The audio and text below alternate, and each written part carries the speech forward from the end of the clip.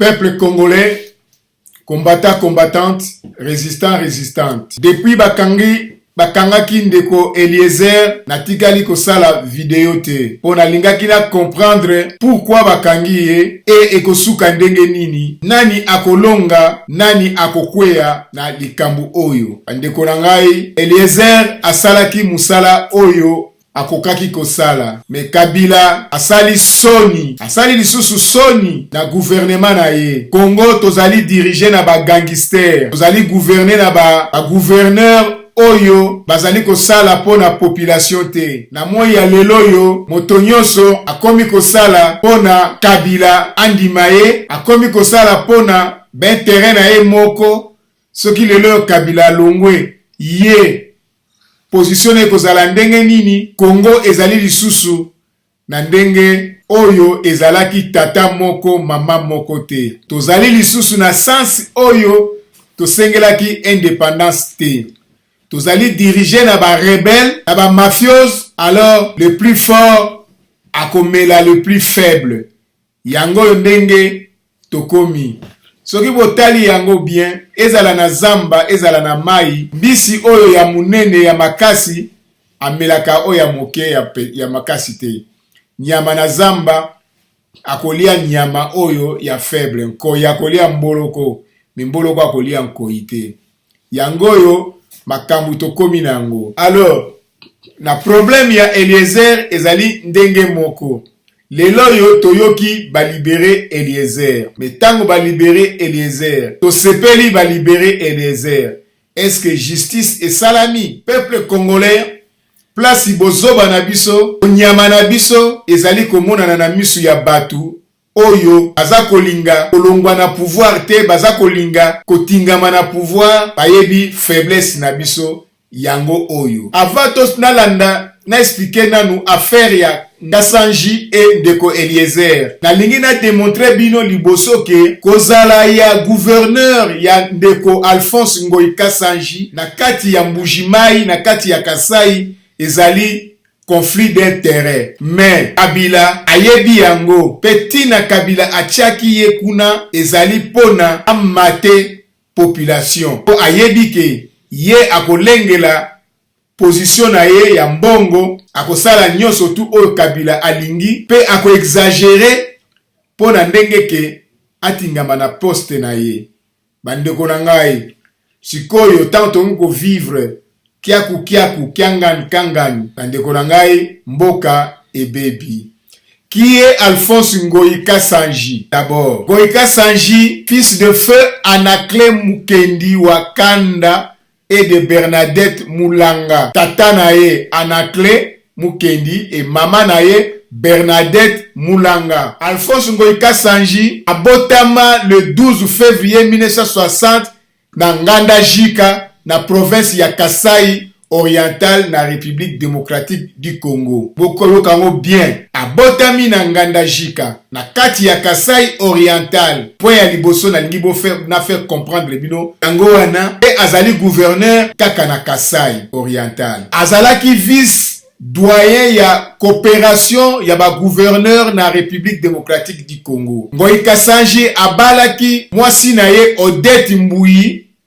Azali na bana Sambo. Asali betude na ye secondaire na Kasai oriental. Azui diplôme d'état na ye baccalauréat. Alphonse Kassanji atangisi, azalaki molakisi na Kasai. Alphonse Kassanji a enseigné un moment avant de se lancer dans le monde des affaires. Il devient l'un des diamantaires le plus important de sa province et c'est membre du conseil provincial des diamantaires, CPD, et à la présidence de la Fédération congolaise des diamantaires, FECODI. Il entreprend plusieurs œuvres humanitaires. En 2000, il vend un diamant de 265,85 carats appelé diamant Ngokas. Aliboso yangoana Ngoyi Kassanji na 2000, na l'an 2000, atekaka diamant ya 265 Bigi 85 kara diama wana azwaki yango ndenge nini. Mboka lokola Mbujimai pona ofungola comptoir okoma grand diamantifère, il faut ozala na groupe, ozala chef ya ba gangster criminel pour constituer vraiment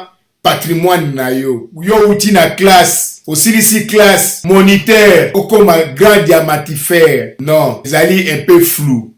Voilà Ngoi Kassanji ndenge abandaki ekoteka diamant ya 265 kara. Ngoi Kassanji azali creuseur te. Depuis le 6 février 2012, Alphonse Ngoi Kassanji dirige le club de football le plus populaire de sa province, Sa Majesté Sanga Balende, qu'il conduit avec brio au championnat national de football de la République démocratique du Congo. Bandeko nangai, Ngoi Kassanji azali homme d'affaires na kati sikoyo ya Mbujimai. L'homme d'affaires reconnu avant de mettre la main sur la province diamantifère en 2007. Alphonse Ngoi Kassanji a bâti sa fortune dans le diamant. Propriétaire du comptoir Océan Pacifique, l'un des plus célèbres de Mbujimai, Ngokas a été de tout le rendez-vous de meilleures pierres précieuses sorties de terre de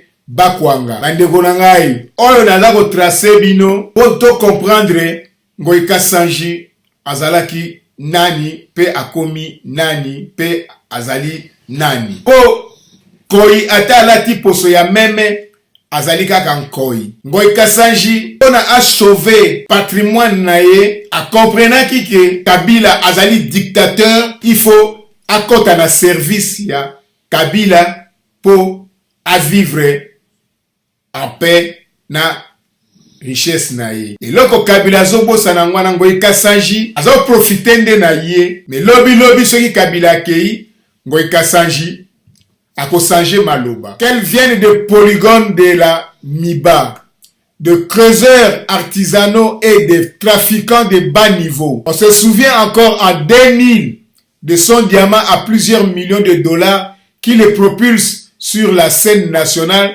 et auprès de Nze Laurent Désiré Kabila. A cause ya libanga wana, yango nde mutu ebimisa ye na libanda, yango nde mutu ekomisaki ye important na miso ya Mzee Laurent Désiré Kabila. Et diamant wana ebimisaki pe mubulu entre ye na Kabila. Il était ba journaliste, ba intervenaki yango. Devenu gouverneur de province, Tchobesha traduisait le buteur comme le surnomme courtisan et partisan. C'est désengagé, du moins officiellement, de ses activités de diamant. Non. Ngoi Kassanji tanga komi gouverneur, asali lokola ke, sa occupé lisusu, makambo ya diamante. Asali lokola, abandonné mission na ye ya diamant.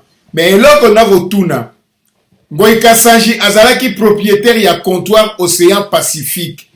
Na moi ya leloyo, Océan Pacifique wana, po argi ko bomangote. Metikali na maboko ya nani. Officiellement seulement car ce grand connaisseur de l'or blanc entretient avec celui-ci une véritable histoire d'amour de toute une vie, comme le prouve cette rocambolesque affaire qu'il expose au barreau avec l'animateur Eliezer. Si la vérité reste à établir par la justice, le fait que les relations incestueuses entre le politique et l'économie ont toujours des conséquences. Pour le creuseur de puits de diamants, négociant et trafiquant du bas de l'échelle, faire affaire dans un domaine où le numéro 1 de la province dispose des intérêts à défendre est un véritable défi. Azali gouverneur, azali na comptoir na ye, Océan Pacifique, tino ya azali gouverneur, et ali pona à protéger richesse na ye, à s'accaparer na ba diamant nyoso o ekobima na Kasai, il faut passer par ye et yende mutu ako décider nini bakosala na diamant wana. Et je suis sûr comptoir wana etikala na mwasi na ye, na bana na ye, na bandeko na ye. Alors yesikoyo akoma couverture ya situation wana. Soko zwi libanga ya munene, akotinda basoda, akotinda bana mura, sikoyo akomi na organisation ya ba malfaiteur, mais officiellement reconnu la justice congolaise. C'est ce qu'il a fait avec Eliezer Tambwe. Bandeko na ngai, dans cette catégorie, Ngoï Kassanji pourra toujours se défendre de ne pas être le seul à combiner business et politique. Gouverneur ancien et actuel, ministres et généraux, tout jusqu'au plus haut niveau de l'État, trempe quotidiennement et selon plusieurs rapports ONG dans un conflit d'intérêts devenu une banalité. Kabila azali na combien des entreprises? Plus de 200 sociétés ezali na Komboya et ali na famille na ye pe na ye moko. Mwana aza na libumu azali na société. Ngoï Kassanji azali sikoyo gangi na kati ya Kasai Oriental. Mutu oyo akoleki Ngoï Kassanji na Kasai Oriental azali te. Mais Katumbi pe azalaki ndenge wana na Lushaba, lelo yo Katumbi akomi ennemi numéro 1. Textuellement na ndenge Ngoï Kassanji azali.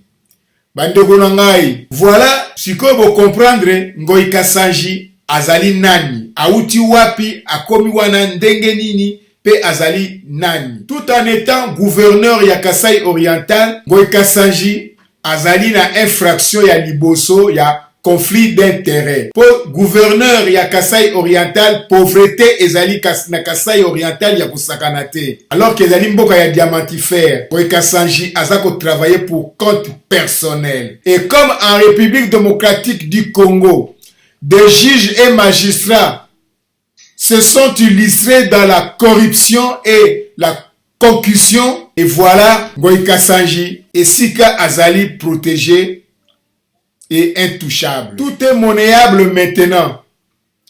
Vous allez devant un magistrat, un OPJ. La première des choses, donnez-moi la communication. Donnez-moi le transport. Maintenant, c'est comme si on a tout ignoré de la corruption. Changer en gros de terme. Pesangai communication, pesangai transport. Dans un transport, tu n'as aucun ndenge. Papier réalité pour notre bêta plainte. Tout ce qu'on fait maintenant, c'est que c'est de monnayer la justice. C'est la honte. Et Kabila, le président de la République, ayebi yango. Mais comme ils allaient dans un terrain na ye, avant d'igner. Donc, vous avez dirigé Mboka, na po na ben terrain na yo moko. Vous avez dirigé Mboka po na honneur te. Po na ben terrain na yo moko. Uyebaki yango teke. Ozali wana na po na manda esilaka. Siko tango manda esili, okomi complication. Toku fabiso yo surtout fin du monde ko ya lelo yo. Mais fin du monde ezoko ya te. Allez. Utiki sikoyo. Mutone oso oyo aza makasi waza na nini. Azali po na yo. Asala o ndenge ya lingo sala. Pourvu que yo au vivre aux alawana. Vous allez au parquet pour faire l'opposition. Donnez l'argent. J'ai fait l'appel. Donnez l'argent. Pourquoi tout ça? Est-ce que c'est nous qui avons engagé ces magistrats? Ce qu'ils font, c'est leur travail. Les magistrats est payé. Qu'ils soient mal payés ou pas, il est payé par l'État. Ce n'est pas la population qui doit payer le magistrat. Et voilà, tango Ngoï Kassanji, azali na mbongo. Magistrat nini ako résister na ye. Magistrat tout ako sala ndenge ya lingi.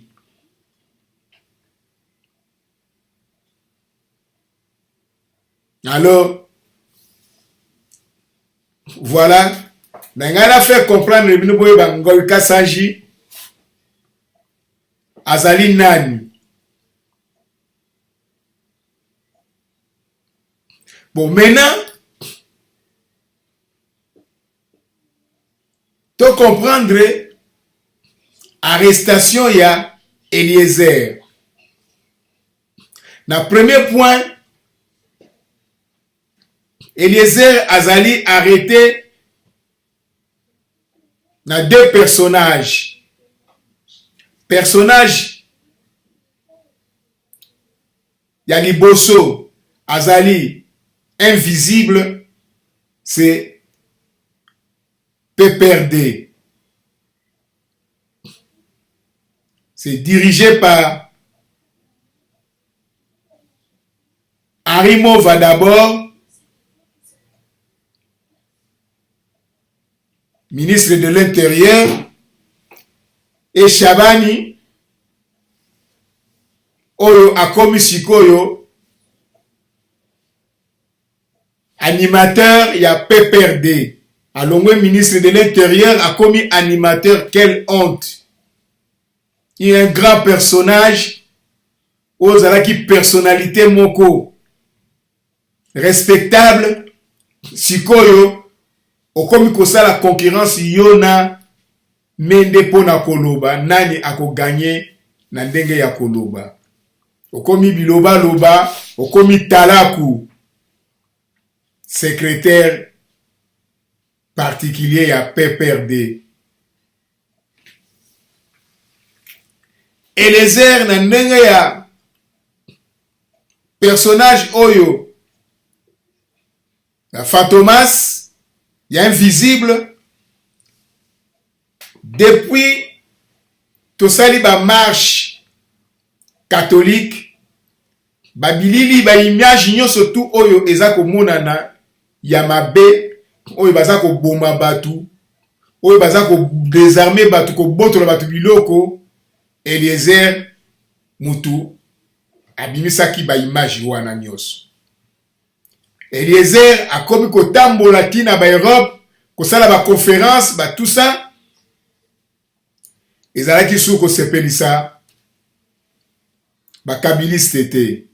Alors il fallait ba stopper, ba kangaye munoko ou ba éliminer ye. Raison ezalaki te. Raison ezalaki te. Alors deuxième personnage Eko Bima, Ngoyi Kasanji. Alors Ngoyi Kasanji sikoyo azalaki na choix te, ou à protéger poste naye ya gouverneur, donc c'est-à-dire attaquer Eliezer na justice, ou alongwa na poste ya gouverneur batia na justice pona mutu oyo ye abomi pona diamant na ye. Po bango nyonso bayebi yango bien ke Ngoyi Kasanji mutasali kuwana. Mais comme bango bazaki na besoin ya tête ya Eliezer, yango Ngoyi Kasanji agisaki.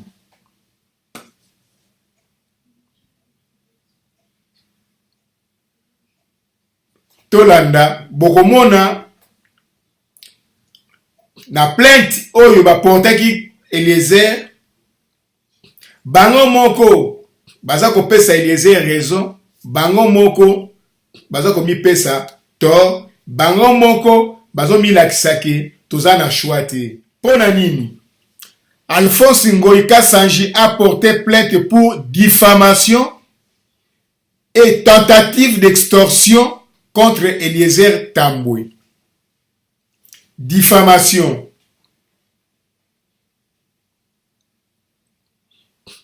Balobi que infraction ezali individuelle. Est-ce que Eliezer tolani na diffamation asalaki nini na Tambwe na Ngoyi Kasanji pour apporter diffamation? Boyoka yango bien.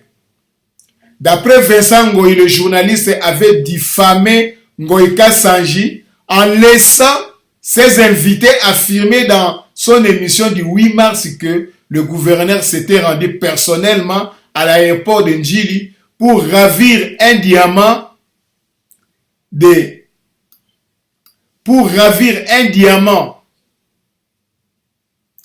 35 carats à un creuseur nommé Olomi Odi. Est-ce que Ngoïka Sanji akendaka na aéroport, toi akendeki na aéroport te? Parce que moto le diamantifère Olomi azalaki accompagné na femme na ye, ba voyageaki na femme ya Ngoïka Sanji na même avion. Alors Ngoïka Sanji akendeki kozwa mwasi na aéroport to te?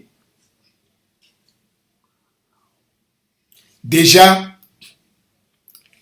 justice na biso elakisi sikoyo ke bazali corrompu,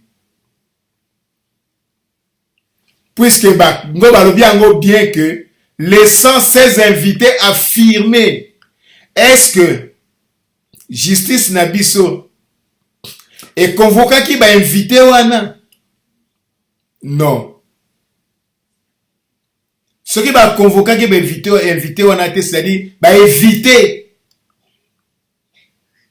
que ba invité wana va profiter occasion, parce que eloko ba invité wana ba lukaki et pas ya ndeko Eliezer abelela pona ba konzi ya mboka ba yoka bango. Est-ce que justice e bengaki bango po ba yoka bango? Non. Yango nde laksi siko ke Ngoïka Sanji atiaki mbongo en jeu. Pe kozala mbongo ya muke te, feza ba 500,000, 300,000 dollars. Juge po azwa risque yako bebisa musala na ye soki il marchait bien te. Mais comme na mboka na biso akozwa 300,000 dollars wana, ayebi cour constitutionnel akozwa 50, procureur général azana ba 20, apanzi yango yemuka yekotika na ba 60 80, histoire yali étouffé. Ministre de la justice azana 80 na ye, instance wana yo surtout ezali ya kokangama. Alors Olomi Odi aza mutetela.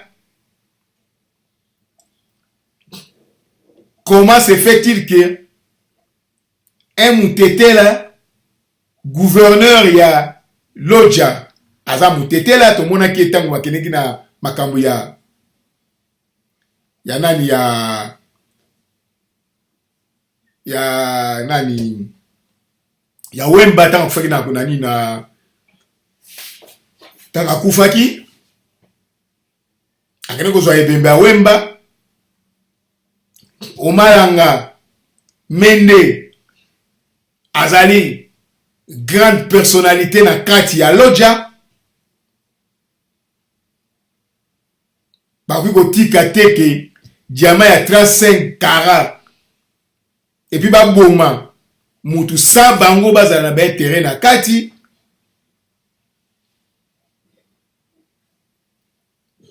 Bandeko na ngai tolanda. Ces invités ont dit que Ngoïka Sanji avait enlevé le diamantaire pour le conduire de force chez lui à la maison de ma campagne et l'avait battu pour obtenir de force la pierre précieuse. Oui ou non, Ngoïka Sanji akendeki na ye na ma campagne? Ndenge nini famille wana bayebaki ke bakendeki na ye na ma campagne?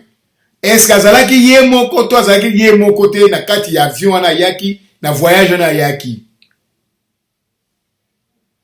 Est-ce que ba juge wana akangaki Eliezer na tao ya muke atindi Eliezer na prison et ali pona ko faire peur na Eliezer?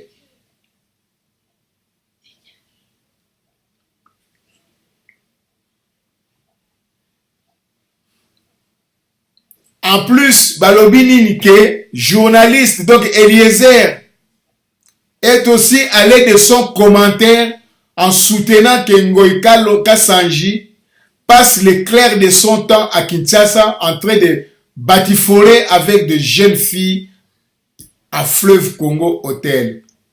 Est-ce qu'il y a le coutin? To ya solo. Ça, ezali biloko ya pamba. pour même bango moko aye bien ngoi kasanji soka ina kisasa ba jeune fille ba nen tout ça là aye ka ça des business na ye puis a passer ba journée na ye tout ça là ambiance oyo likambo yo eza na tina moko te mais to landa sikoyo likambo ya diamatifere yo olomi odi.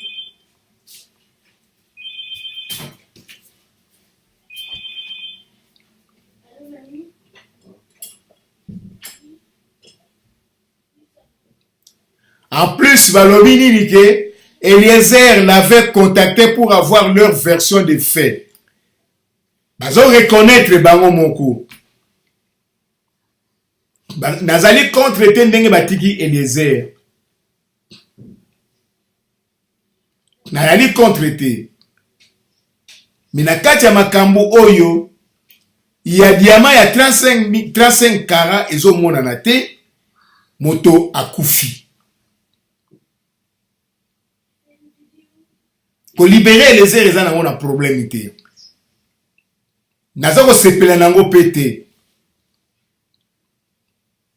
Mais, et les airs abimi pour akuta na famille na yepe. Soki na lobi nazako sepela nango te, nazo sepela te na ndenge batiki yete. Non, azali bati kaye, c'est bon. Mais na yebi ke, kotika batiki les airs, pour ba étouffer makambunyo surtout. Okomona suba journaliste ba kobelela lisusu diamant on a te batu nyonso tu ba komi calme histoire esili makambo ya diamant on ekoti na mai pour soki batiki Eliezer na makala lere nyonso ba kobelela kaka 35 carats tawe nani ale ngoi kasanji et tout ça là donc clique on a nyonso tout campagne na bango électorale ekosalama bien te ngoi kasanji eko déranger yango bobi misae to mona bakangi bato ndenge na ndenge je koko ye wana batiki Eliezer je koko bazo kenda ye na prison ya makala malgré aza malade.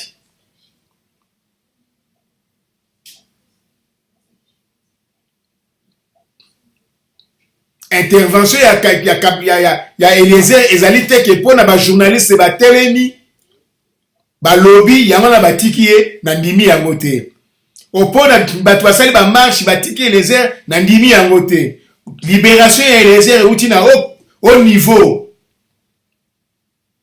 tant mususu ye moko mei alobi botika mwana wana botika biloko wana ezo déranger.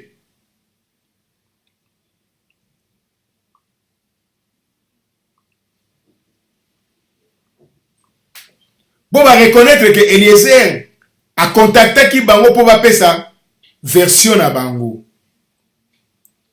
Mais malgré qu'il y ait dénoncé le caractère mensonger des déclarations contenues dans cette émission, le journaliste avait refusé de les intégrer dans son émission, déplore-t-il. Non. Il fallait Oiboya, Ngoika Sanji, aya l'émission ya Eliezer, famille wana bazali wana bayoka ndenge nini Ngoika Sanji ako se défendre oui ou non.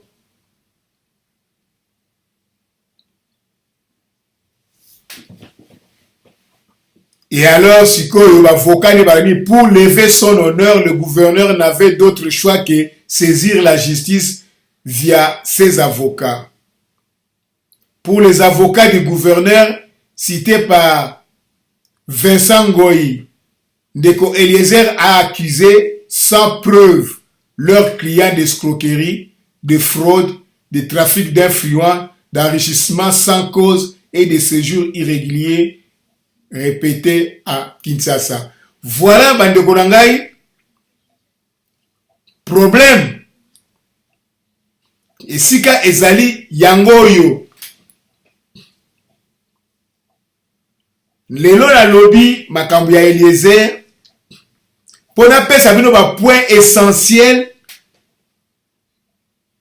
mutu akufi diamant ezomona na te ba bimisi Eliezer pona ba étouffer affaire libération ya Eliezer ezate ke bamoni ke Eliezer azali innocent batiki ye. Non, je Koko aza innocent. Frank Diongo aza innocent. Ndongala aza innocent.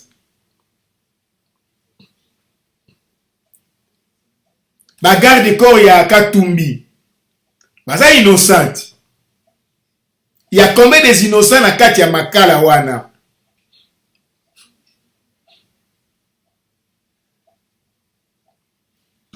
Ngoïka Sanji a-t-il extorqué un diamant à un citoyen de la province du Sankourou? Voilà ma question. L'a-t-il frappé? Tué? Diamant ezali wapi? Voilà justice nabiso ndenge ingai kolanda ba histoire oyo. Mais comme tout est monnayé maintenant, vous allez devant un magistrat, un OPJ. La première des choses, donnez-moi la communication, donnez-moi le transport. Maintenant, c'est comme si on a tout ignoré de la corruption.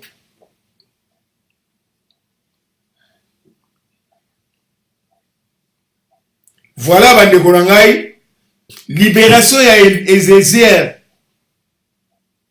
Na boyi yango te. Ce qui va libérer Eliezer. Pour na ba poursuivre sikoyo. Diamant wana ezali wapi?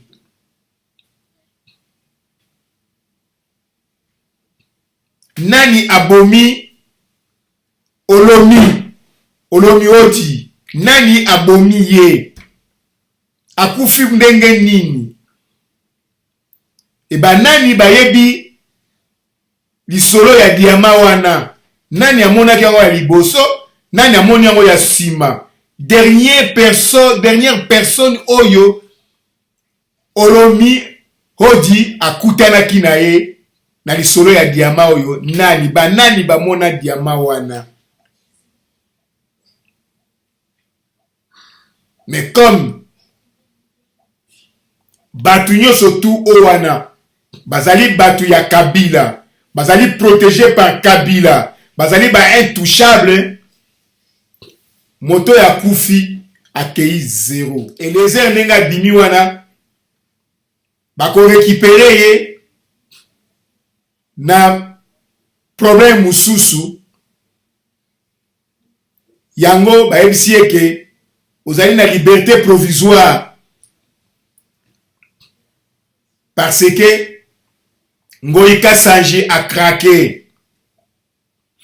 Amoni ke likambo ya luki eleki e kilo. Pour azo risqué à perdre bana na ye. Pour bana ne bazana Europe awa. Na Canada bayebani place bazali. Pour na ko barrer bango et kozala facile. Ngoïka Sanji a ti famille na ye na danger pour rien. Abangi azongi sima. Mais tant azongi sima, bokomona mikoleko ya Ngoïka Sanji akokutanga akoma na problème na niveau ya bango na bango. Est-ce que diamant wana alekisi yango na ndenge ya ye moko asali baninga banko ekoyebana? Mais ndenge Eliezer abimi pona ba étouffer makambo makelele leki trop bango baza na moment ya campagne électorale ba réfléchir ndenge bako tricher. Alors makelele oyo eza ko déranger bango bakata ngo na mukuse babimisi Eliezer. Bala moko botala bien banda Eliezer abimi makambo ya diamant pe esili mutakolo bango lisusu azali te. Bandeko na ngai buzoba na biso yango wana justice ezali te. Donc toza mutu na mutu azana koulengela kaka nzoto na ye moko individuel yango emonani tango Eliezer abimi bato basepeli Eliezer batiki Eliezer abimi bato basali défilé mais babosani ke pièce à conviction diamant ya 35 carats ebungi propriétaire nango akufi pona nini ba juge na biso yango place oyo ba juge ba magistrat ba enquêteur ba sala ba travailler pour la honneur au retrouver diamant au retrouver ba assassin pongo ikasanji ako déléguer batu batsala musala wana yako bomate mais banano ba menaki ye ti na ma campagne. Est-ce que maintenant qui enquête dans ma campagne, batala ba aden na eba lukami na enquête salami rien. Ande konangai na boye ko loba makambu Eliezer ta bakanga ki ye po na yeba ki ke Eliezer aza combattant isuka kaka ndenge wana ndenge Frank Diongo akanga maki tokozilaka mukolo libération ekokota Frank Diongo akobima na porte à tenir bon mais ya Eliezer ezalaki likambo oyo balatisaki mutu ango akoki te abwaki éponge yango wana Eliezer batiki ye mais batie piège ya libération provisoire akobiba lisu akozonga lisu te po konosamba ba problème wana et famille wana oyo ya Olomi Bodi il faut sikoyo balandela sikoyo na tribunal batuna sikoyo awa botiki Eliezer ndeko na biso aza mona na te akufa diamant pe eza komona na te donc c'est-à-dire likambo esili ba poser sikoyo ba question wana ba journaliste botuna question botuna wana pour libération Eliezer nga na yesibi nango ezali mpona ba étouffer affaire et puis affaire ezali étouffer pour ba bangisa Eliezer balobi na ye ke wana libération provisoire komeka koloba su makambo oyo te jusqu'à ce que ekopase na tribunal. Voilà ndenge ni ba étouffer makambo wana to comme na mois d'avril bientôt mai juin juillet août tolani makambo ba élection yo yasu na babiloko pa pamba wana pona bango pa ya pa pamba non. Voilà makambo na ngaki na lubalelo pona libération ya Eliezer yango wana bandeko na ngai tozali na pasi mawa po oyo tokanisaki ke ngai na kanisaki ke indépendance tozwi tokozala développer mais vaut mieux kutu tozwa na indépendance te po oyo eza boumbu moko ya kosakana te baza ko gouverner biso na mensonge ndeko na ngai. Voilà pour na Eliezer makambo na alingaki na loba yango wana libération na ye ezali étouffement ya affaire. Voilà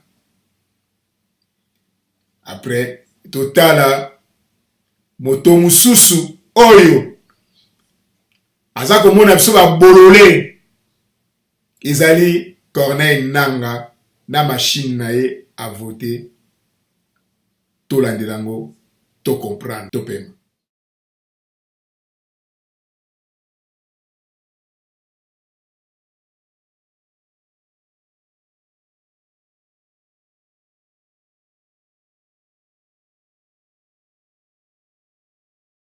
Voilà, peuple congolais, nabanza bo comprendre sikoyo, tina nini a libéré Eliezer. Yali libération moko maquillée. Yali libération moko, on a pas étouffé problème. Et boza komona bino moko ke, pendant Eliezer abimi, on n'en parle plus, Makambuya diamant.